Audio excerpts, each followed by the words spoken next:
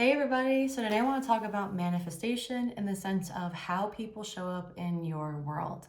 A lot of people come from different teachers, they listen to different YouTubers, and for myself, I do the same exact thing. And what I want to do is just contribute to the conversation, speak on topics that I've experienced for myself, and help others based on the way I perceive things. And hopefully, I don't know, help people along the way. That's the whole point. So I want to begin with how you interact with people and the way that they then treat you in return. So I have this book here. It's not like I read it all the time, but it was a good starting point for the one huge catalyst that really woke me up. And it's called Neville Goddard, The Complete Collection. And it's just a bunch of books that Neville had written. And in chapter 6, there's a chapter called Good Tidings. And I'm going to read this excerpt to you and explain it from my point of view as well, and hopefully, again, help you with whatever you have going on with your relationships. So it says, the seemingly harmless habit of talking to yourself is the most fruitful form of prayer. So for anyone who's coming from a religious background, Catholicism, Christianity, Judaism, whatever it might be, truly after looking into a huge, is it Gnostic? Like deep dive and like a pagan understanding of where religion even came from, I personally see it as what you perceive to be true will be true. That is the law of assumption. But with all of the gods and goddesses that they mention in scripture and in religious texts, the man is always represented by the sun and the female is represented by the subconscious or like the darkness or the moon. So it's like the outer nature, the inner nature. I don't want to say always, but that's what I've came across in my readings and understanding of things. So the masculine is the sun, which is consciousness, and the feminine is the inner world, which is the subconscious. It's the dark realm. It's like the emotions. When you have both of them put together, you have masculine and feminine, you have yin and yang, and both of them have duality. And you need to have duality in order to understand yourself in unity. So like if you don't have polarity of something, you don't know how to explain it. If you never experienced hot, you can't really experience cold, because how would you explain cold to me if you don't know what hot is?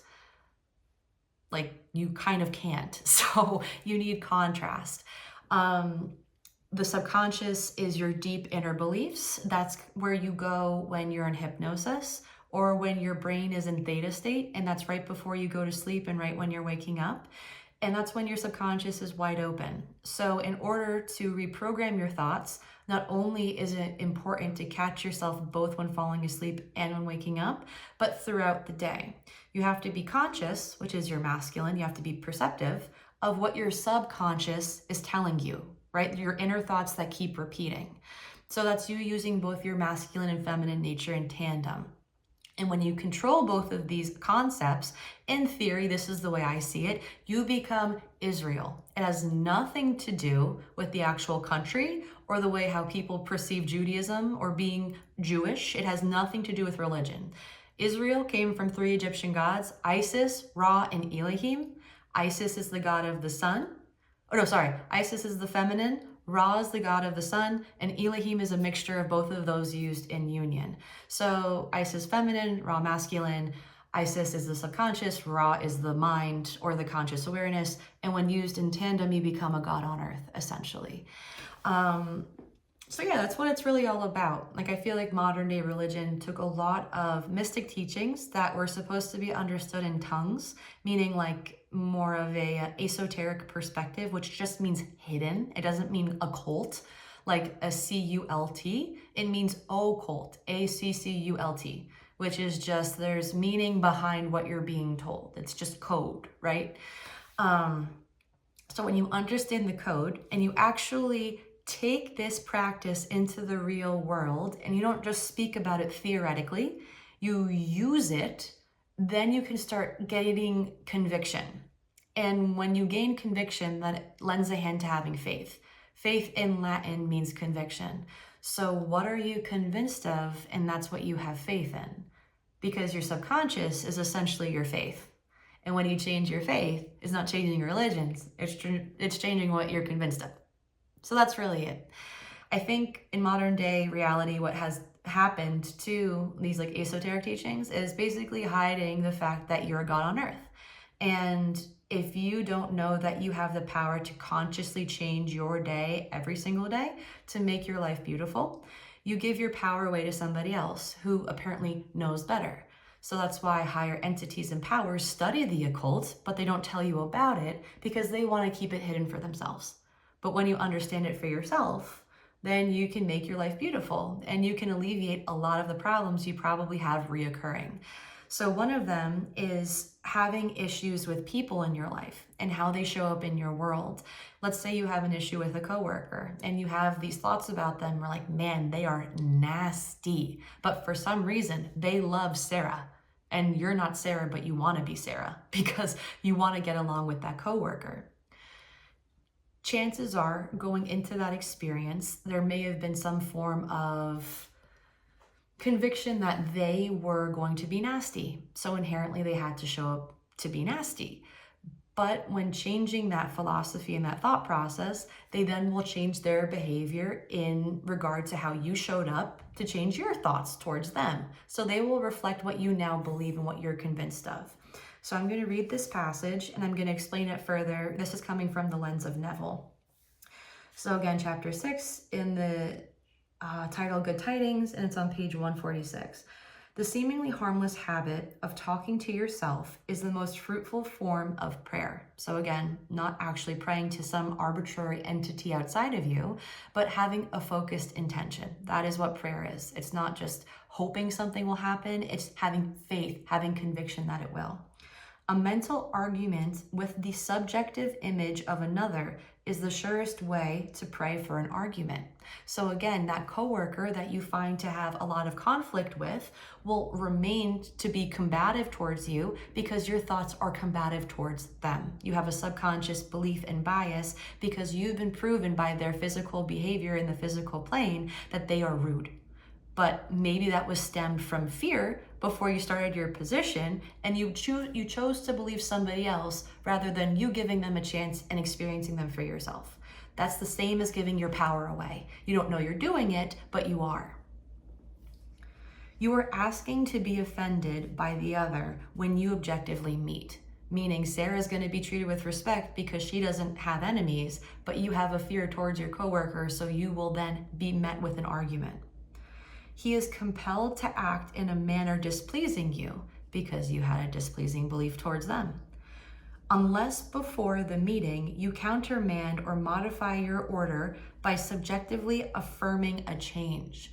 So you will come into contact with that person and they will have a horrible attitude towards you unless you decide to think differently, you consciously are choosing to change your subconscious beliefs and programs using your masculine and feminine, and now you think beautiful thoughts that would prevent and cancel out that negativity you assumed them to have. Remember, law of assumption. Assuming is very important. Otherwise, you make an ass of yourself when you don't know you're doing it. Unfortunately, man forgets his subjective arguments. So day in and day out, do you picture yourself thinking, I hate this person, I would say a thing or two to them if I really could, like they suck, like what are you saying about them? Because chances are, not just chances, it is happening, they're going to be rude and disrespectful towards you.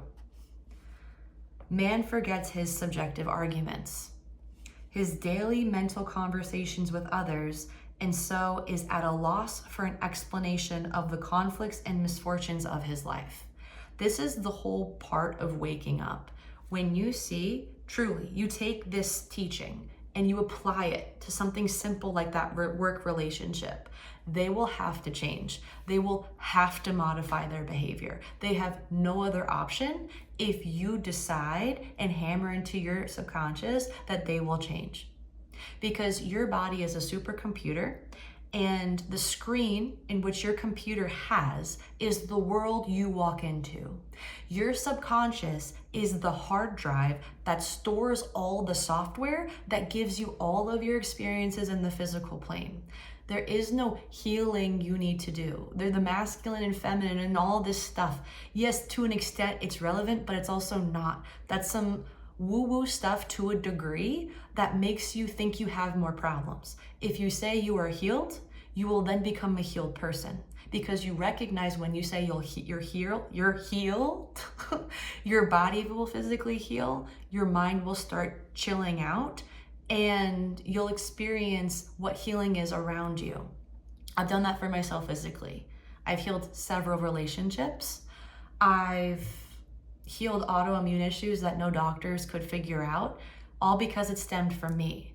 So your detriment is typically where most people find themselves, like at a rock bottom, to wake up to this power. I have a few stories that I can also post on here to give anybody some more reaffirming, like testimonial for myself on how I started changing my reality from my lowest low to then pivot into being the strongest and healthiest physically I have been, as well as emotionally and mentally. That like it all kind of stemmed from there, but they all grow together.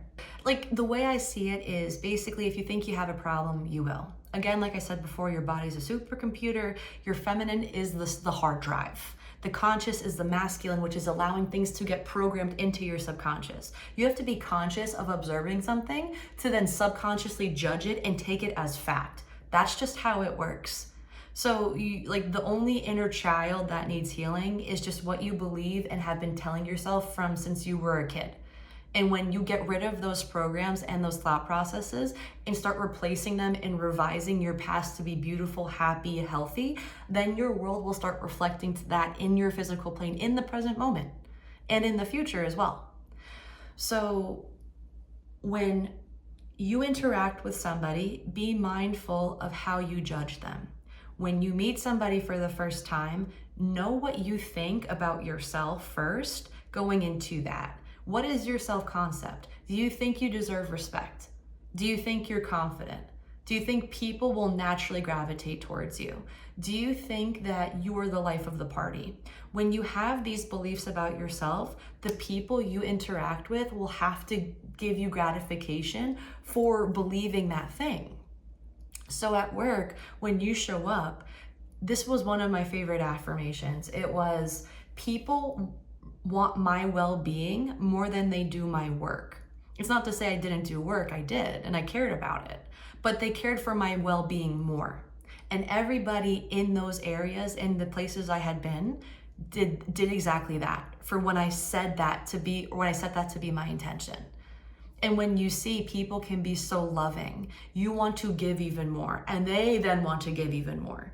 Maybe that's just my own belief and preference, but I'd rather be in alignment with giving and being happy than being miserable and holding on to things that don't serve me. So it's like, when you see truly how much your thoughts affect how people show up and will judge you, you need to start claiming them and taking responsibility for them. My word to the wise, or recommendation to start getting good at this, to like, let's say that nasty coworker or whatever who treats you with disrespect, maybe that's too much for you because there's resistance. You've always seen them as a jerk, so it's very hard to see them in a good way. Rather than just saying that, start practicing your manifestation potential for things you don't have resistance towards. So let's say you have a generally okay self-concept with receiving compliments. Tell yourself, I get so many compliments. People have been complimenting me all day. I am so pretty. Oh my God, I love my hair. I love my outfits. Like, just gas yourself up enough to a point where you're comfortable and it feels normal. It feels like relatively healthy to be there. Some people have even resistance towards that. They're like, I can't even say I look like a model. But I challenge people to do that anyway, because people will tell you, you look like a model. You walk with the energy of a model.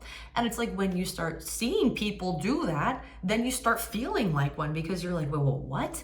And it's because they're reflecting back to you your self-talk. But if that's too much, then just start with compliments. And the more that we build this up, the more that we see our manifestation power truly works. And when you see how your manifestation power truly works, we stop discriminating if it will work in different areas in our life. So we start with compliments, and then eventually you translate that to relationships, or you translate it to money, and you start seeing just robotic affirming and visualization that comes with speaking words will then train your subconscious beliefs to now push out into the world what you finally want to experience. So start with compliments and just say, I am so pretty. I get so many compliments. People love complimenting me. And it might be subtle, but don't be surprised when somebody will say, I love your hair. And then note that, clock that in for what it is. And just say, okay, that's not coincidence. That's me. That's my power playing out. And keep doing it. Once you see it happen in that instance, it'll happen again. And then it'll happen again.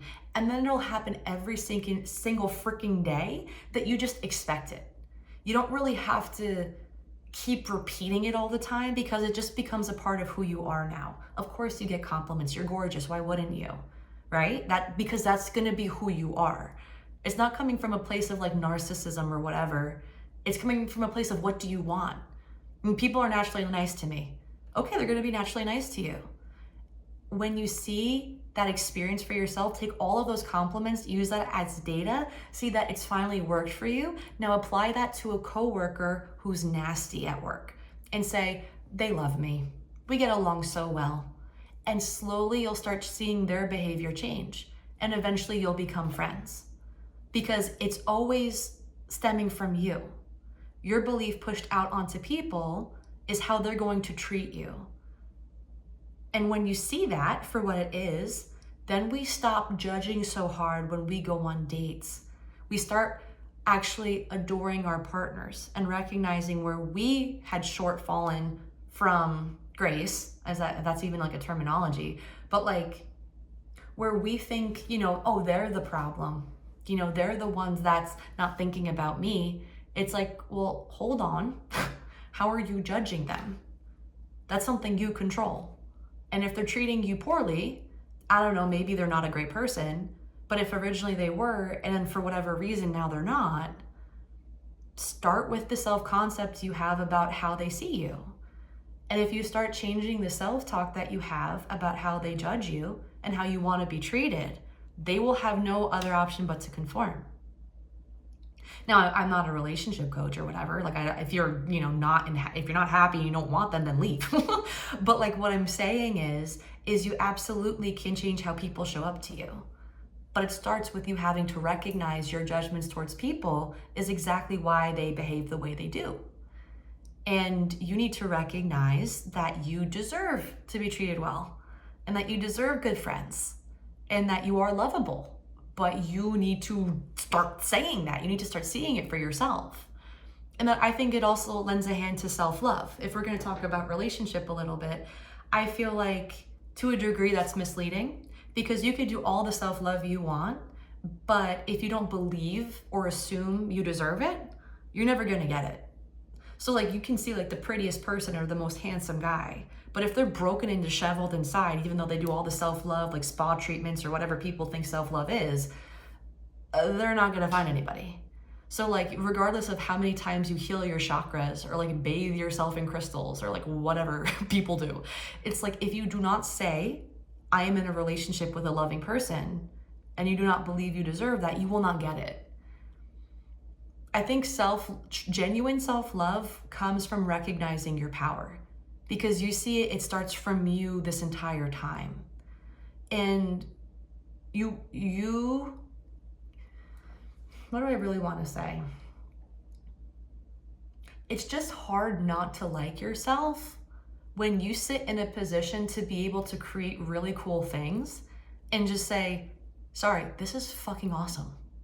Like, out of how many people do I actually understand how to use consciousness? Like, I am part of the very few, and I actually know how to use it. Like, how can you not love that? How can you not enjoy that? Like, I think it just comes, it's par for the course. I'd hope people would appreciate it enough to say that.